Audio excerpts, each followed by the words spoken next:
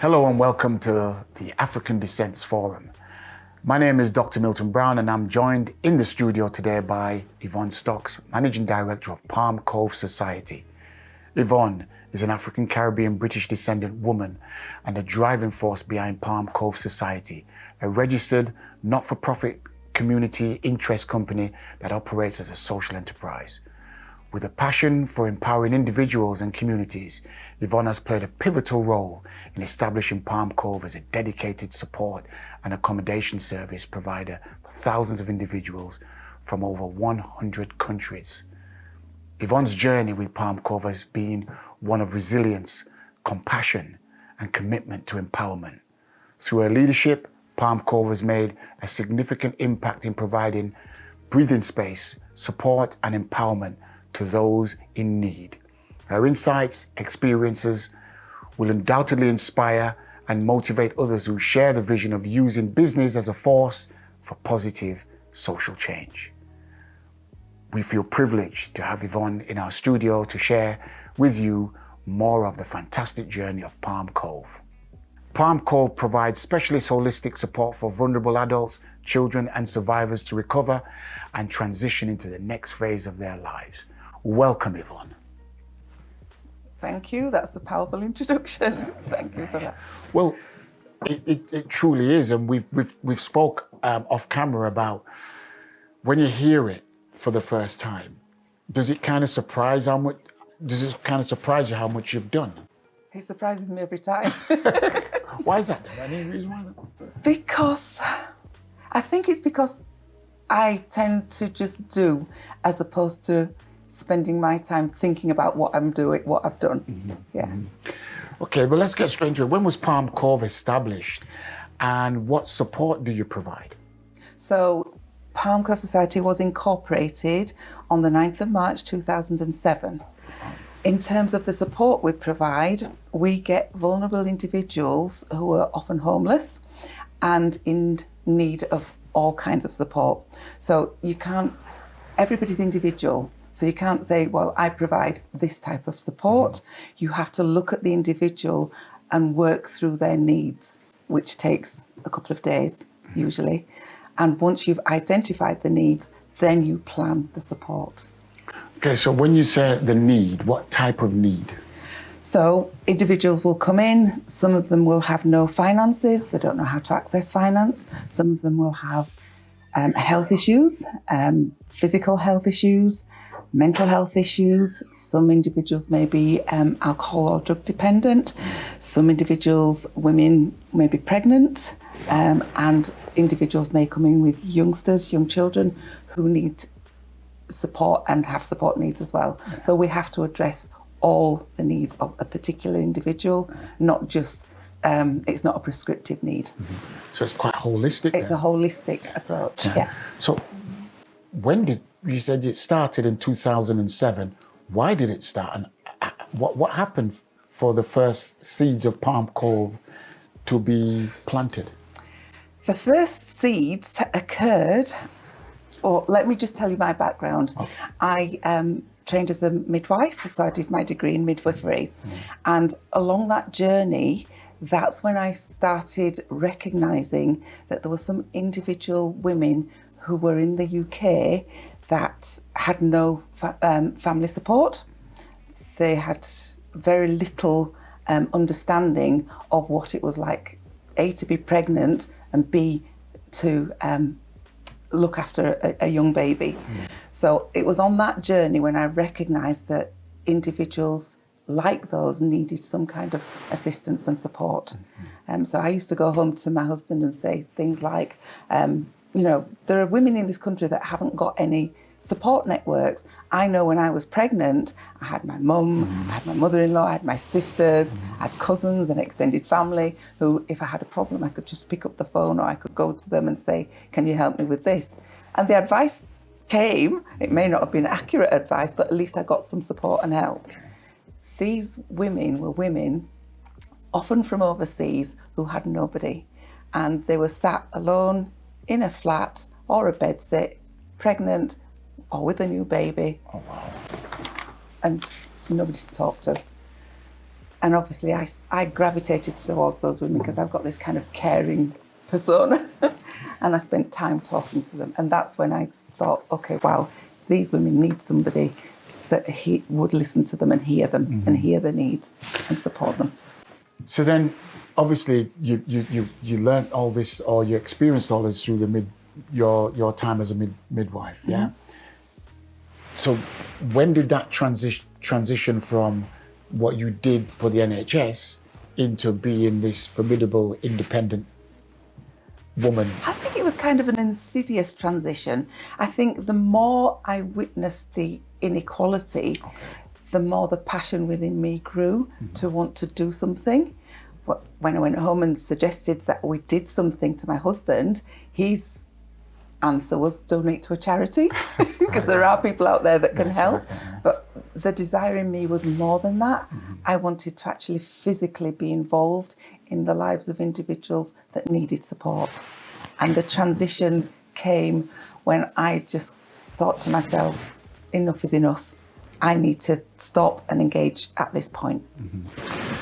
So is it houses? Did you buy houses? Did you rent houses? How did it all start? How did it evolve? How it evolved was I approached the local authority and said, this is what I want to do. Do you have any properties that you could help me set up with? The answer to that was no. Obviously, I'm a newbie on the block, fresh-faced girl, nobody'd ever heard of me. So the answer was no, there are processes and so on. So I then put together a huge PowerPoint presentation and I went into the local authorities, did this PowerPoint presentation. Death by PowerPoint. Death by PowerPoint, yeah. And then I went into the immigration teams and did this huge presentation, how I wanted to support new arrivals, asylum seekers that are pregnant, that have no infrastructure. And this is what I want to do. This is how I'm going to do it. It's kind of demonstrated the business plan.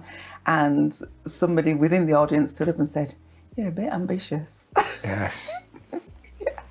Yeah, but your vision was clear. My vision was very clear, and it's just as clear today. Yeah. So I'm trying to get to, did you start with one house or 10 houses?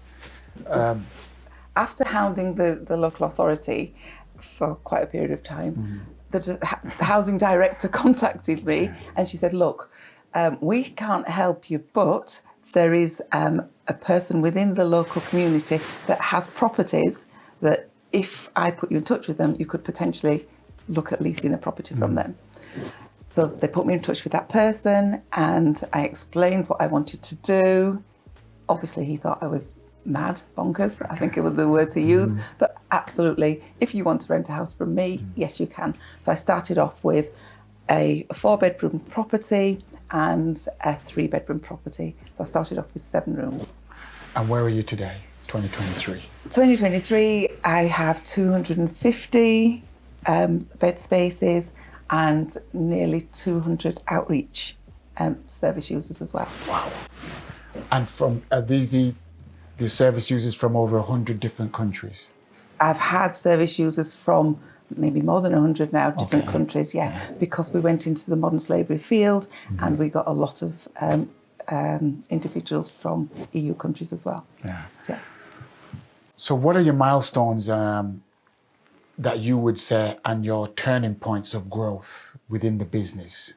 Because you started off with 2 properties. Can you identify when it suddenly became, oh my gosh?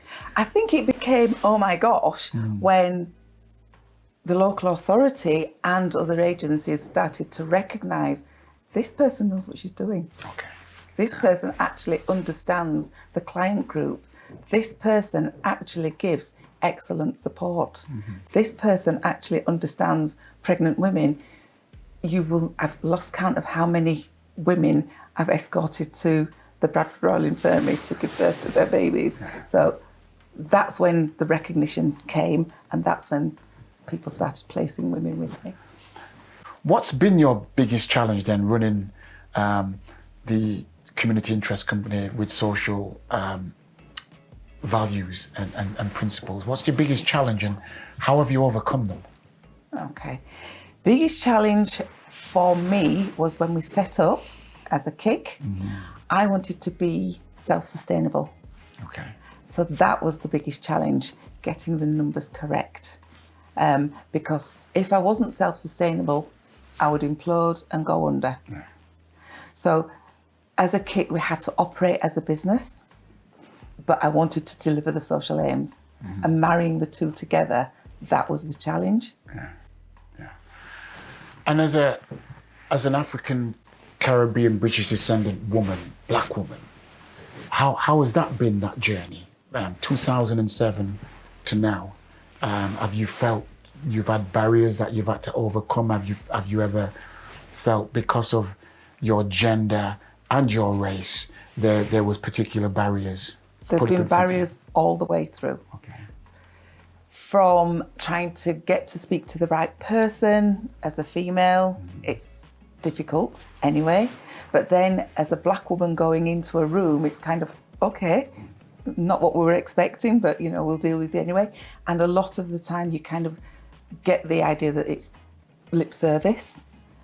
You have to follow through and follow through and follow through.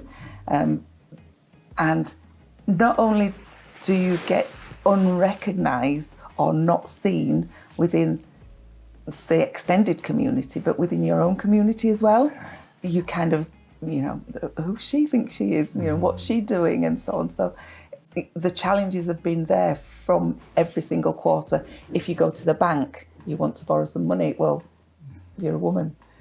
What collateral have you got? Well, I haven't got any. Yeah, I've got me. I'm the collateral. Yeah. Yvonne, I know I could sit here and speak or share these experiences with you and interview you for the next 2-3 hours, but I want to say a big thank you for coming in and imparting your wisdom with us. Yeah, and I think what you and the Palm Cove team are doing are infinite possibilities for your clients, your service users, and we're very proud of you, and you should be proud of yourself, and a big pat goes out to your team as well. Keep doing what you're doing, and we wish you all the very best here from the African Descent Forum studio. Thank you. Thank you.